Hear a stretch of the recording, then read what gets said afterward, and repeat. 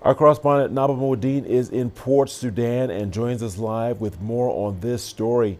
Naba, welcome to the program. Thank you for joining us here on Africa Live. Now, we have received reports of an escalation of fighting between the RSF and the Sudanese armed forces. Tell us more about that and the latest drone attacks.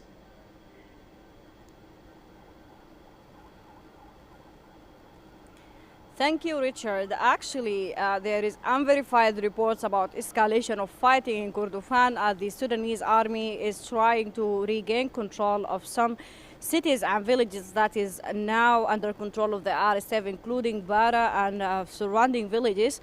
But these reports are not verified.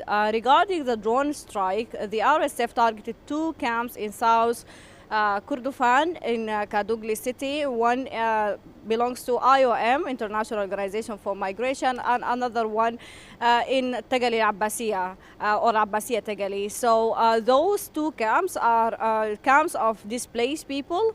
Many children and women were killed and injured in this recent two attacks. 12 people got killed while others are injured, which is an evidence of RSF targeting civilians and civilian infrastructure and waging a war against the Sudanese war and against civilians in displacement camps. Because South Kordofan now, there is no fighting there. It's not a battlefield, but RSF kept targeting civilians and civilian infrastructure in their camps, in their cities, and everywhere. The situation in South Kordofan is intensifying as people in displacement camps are right now very worried that RSF will attack it again, because they are obviously trying to not controlling Darfur only, but also Kordofan, and of course terrifying civilians everywhere. Richard.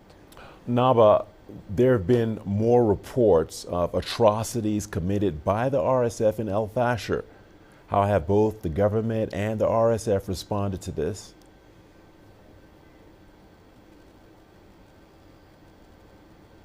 Actually, Richard, the RSF kept denying all of the accusations regarding the atrocities, the mass killings, abduction, sexual violence, and all crimes that is accused and documented by international blocs and by many countries. So now it's documented, but they are denying all of the accusations right now.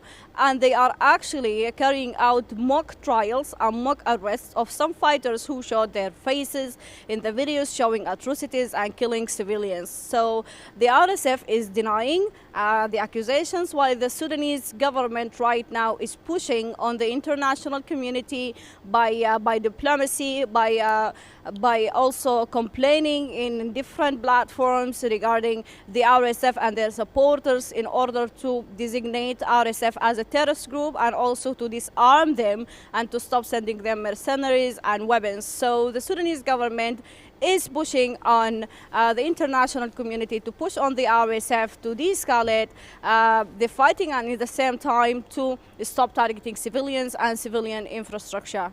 Richard. Well, Naba, thank you for that clarification. Even though the RSF is denying these accusations, how is the news about the killings and the intensified fighting in general being received in areas like Khartoum and Port Sudan?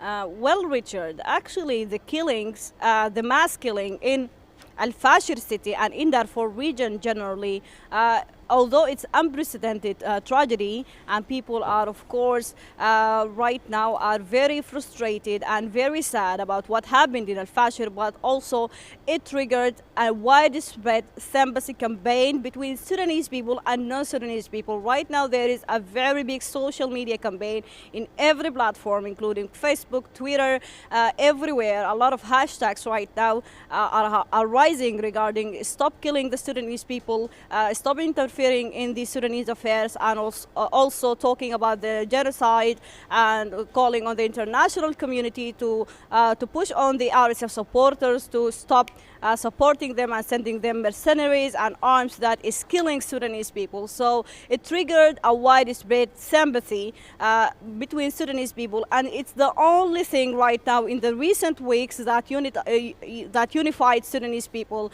because what happened in El-Fasher is not only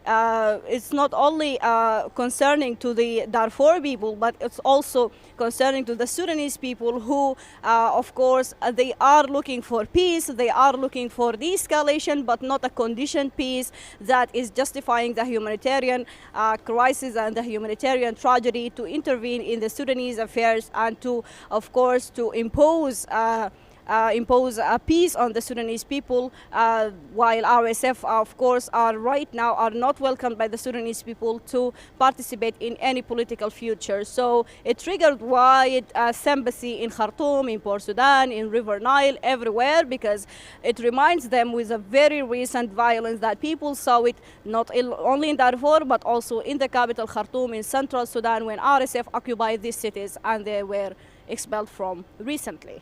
All right, Naba Moudine in Port Sudan. Thanks for that.